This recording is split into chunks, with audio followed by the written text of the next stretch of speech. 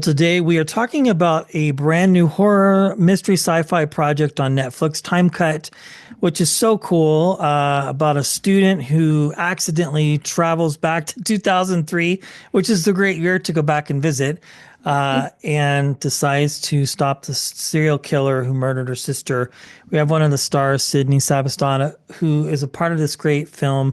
So fun. I watched it this morning. It's really good. Thanks for your time and thanks for hanging out today. Yeah, thank you for having me. I'm really excited to be on the show.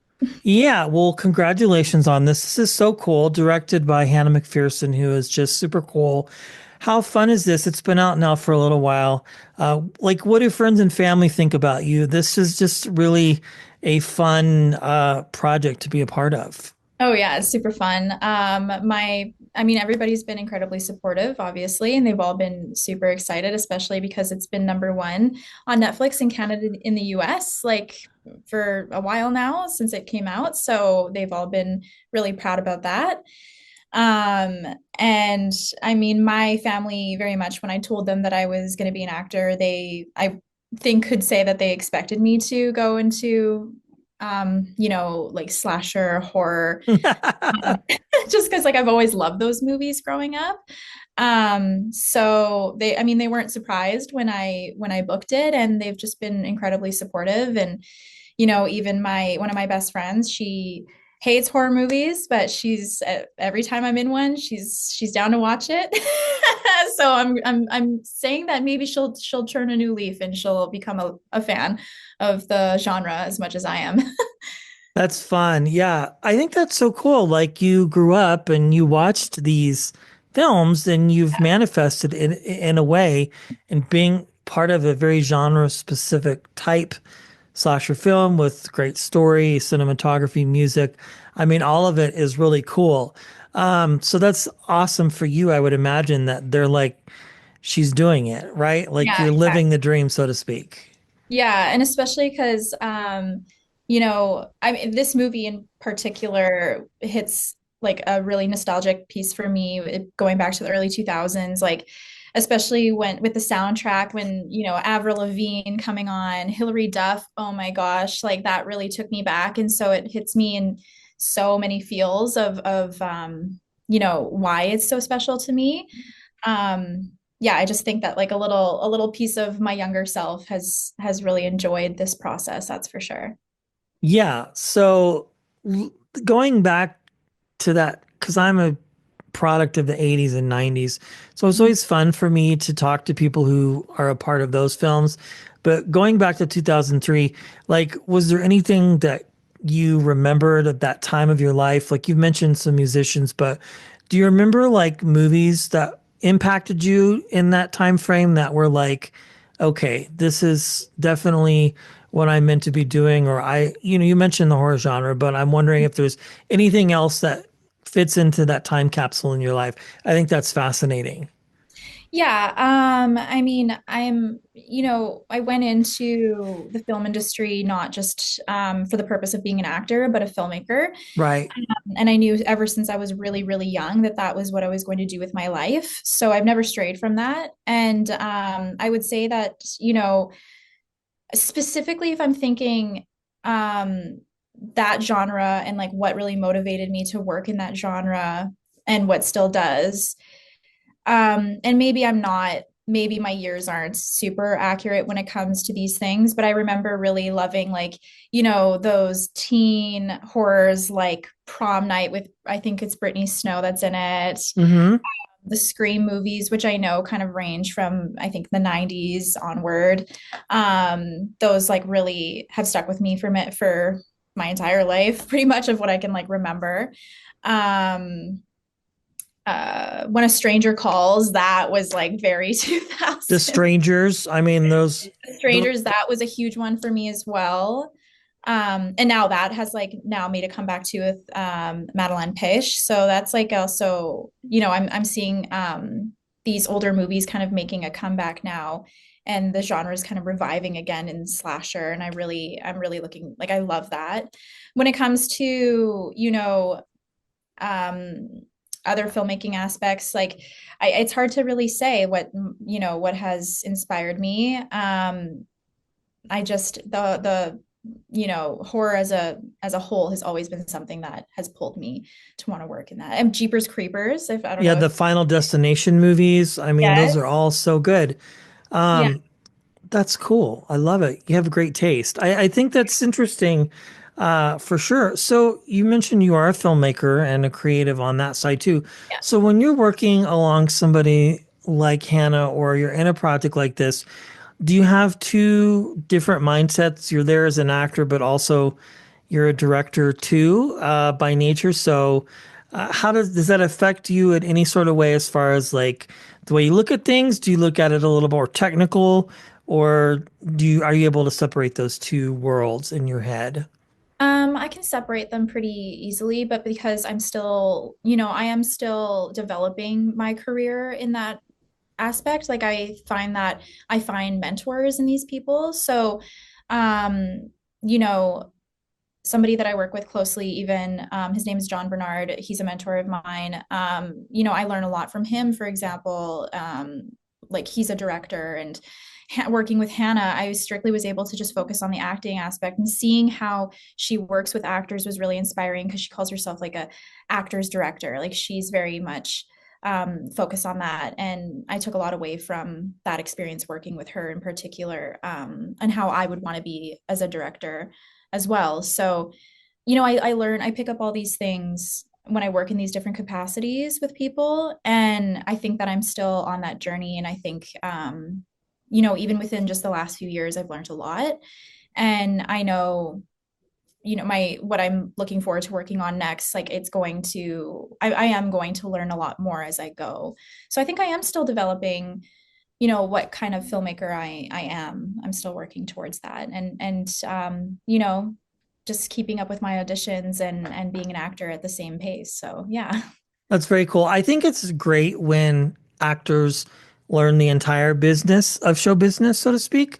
I agree. I think that's important because obviously, there's the acting part, which is fun. You get to be killed on screen or die a very bloody death, so to speak, or Yeah. something crazy. But then you also learn the business side of things, like negotiating contracts. And although you have agents and managers, being able to really like take ownership in that, right? Which I think is important.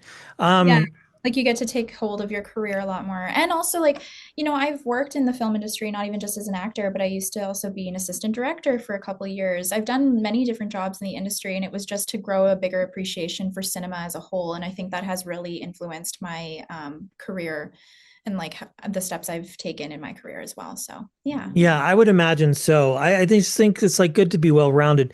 And the landscape of the industry has changed, even since like the strike or even Mhm. COVID before that. Um, so having done this for a while, I always like to ask, how do you land with the Zoom auditions, the self tapes? Are you a fan of that, or do you like to go into the room, or do you like the healthy mix of things? I think that part is very interesting.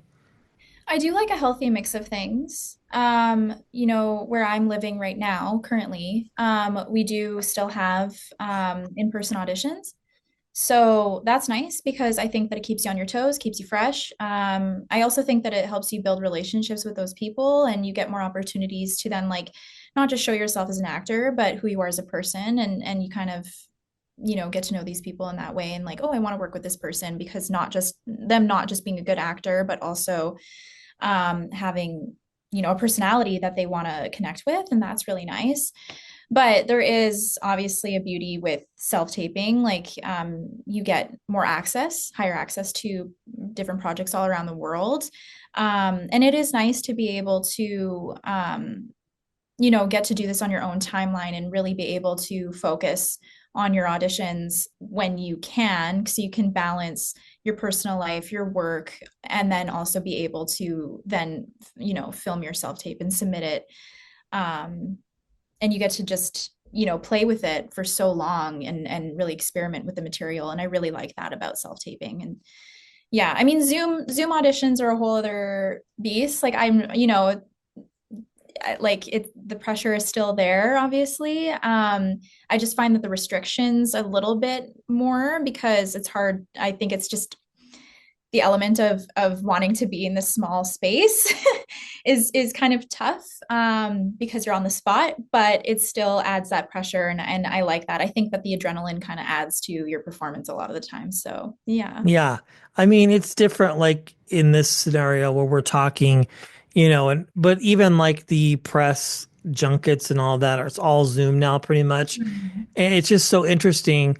Like we've connected obviously on a different level, but like if we were in person, it would probably be different, right?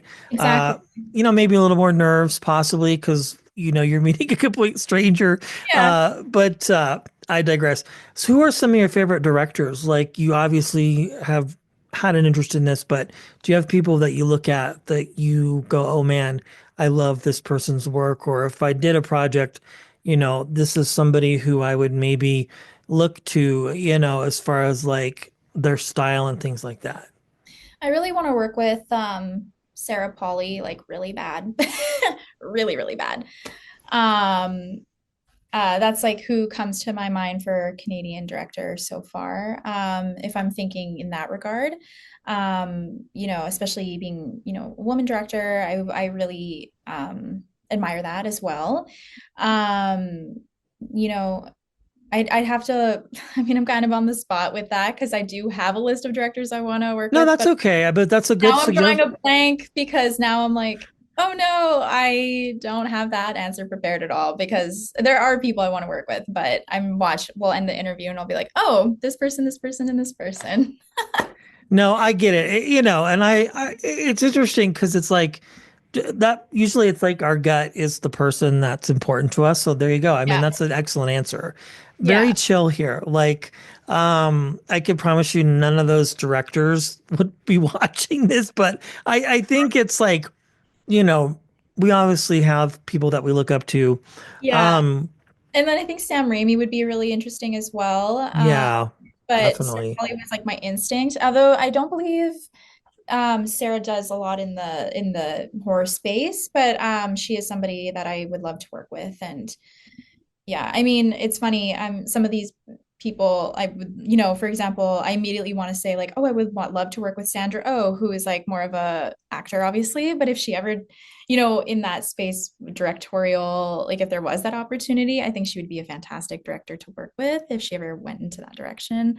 But yeah, that's kind of like, what comes to my mind. And I find that I always prepare these answers in my head to be kind of Canadian focused, but That's I do have a great. list, but yeah, and I do have a list of people, but unfortunately, yeah, it's not I'm drawing a blank right now, humbly. That's Humbly okay. drawing. Yeah, you're totally fine. And to the credit of like Canada's has become like just as hot as LA and other Yeah. places as far as like, I know for a while it was like this genre of CW shows that goes to Mhm. can, Supergirl, Superman, Lois. I don't know, there's a million of them and it's just as busy there as anywhere else, which I think is cool. I mean, and why not be loyal to that, right? I mean, that's Yeah, who you accredit to your life and to your success. So, exactly. And not that I obviously would love to work in the US, like that's a huge goal of mine, but that's just like the instinct that my mind goes to what I'm, just because that's my current position, like that's where I'm currently am. So that's kind of where I instinctively go. But I'm open to all possibilities because I just want to work and I love it. So yeah. yeah, well, you mentioned a few things about this film. Like for you, like what are some highlights having worked on this project? Like, you mentioned the music, you mentioned the time frame of the 2000s, but like are there any moments for you people that you worked with? I mean, it's a stellar cast, present company included for sure. Hmm. Yeah, the cast are all amazing. Worked with Madison Bailey, Antonia Gentry, Griffin Gluck, Sam Braun, Megan Best, Katea O'Connor. All of those guys were just so wonderful. And we filmed it kind of in the midst of COVID. Like we did film it 3 years ago. And we kind of all got to really connect and hang out with each other quite a lot and develop those relationships. And that was really nice. And outside of we've been able to, I've been able to travel and, I got to connect with a couple of them outside of filming. So those are really long lasting relationships that I really value. And obviously, working with Hannah and like learning from Hannah in that capacity is huge to me. So I would say that, yeah, the cast, the director, everybody was so wonderful. The crew are amazing. Um, they really made me feel special and comfortable the entire time. They're very inspiring people. I work with them quite a lot actually on projects. The same crew members, like we often will work together on other different projects. And I'm really lucky that I get to develop that further and champion them just as much as they do with me. So that was a really big deal to me in this movie, having those safe space people. And I mean, Kristen Sawatzky, she was my stunt person on set, and I work with her quite often. And she was also another person that I love working with, and kept me safe, obviously. And the person behind the mask, BJ Verreau, wonderful, totally opposite of a slasher person.